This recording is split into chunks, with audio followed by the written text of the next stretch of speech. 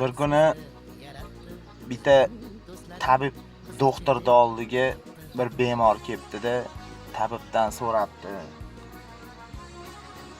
Doktor, men shunaqa kasalmanki, muhabbat yo'q yuragimda, sevgi yo'q yuragimda.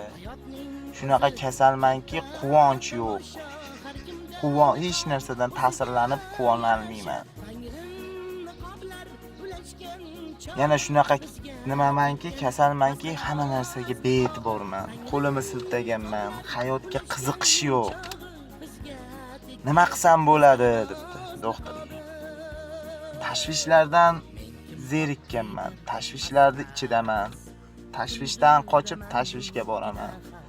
Nima qilsam bo'ladi degan ekan, doktor shunday oynani oldiga chaqiribdi-da, men bu oynani darchasidan tashqaridagi bir masxara ovozda sirk bo'layotgan jarayonini, katta reklamasini ko'rsatdi. Mana shu pastda debdi reklama bo'layapti. Ana shu yerda bir yaxshi masxara ovoz, odamlarni kuldirib, rosa zo'r, ta'sirli, kuldiradigan narsalar qo'yyapti. Ana shuni shouga tushing. Ana shu sirkka tushib, maza qilib dunyoni tashvishlarini unutib, ana shu shoudan bahramand bo'ling, debdi. Desa, haligi bemor sekin xo'rsinib orqasiga qaratdi-da, doktor debdi.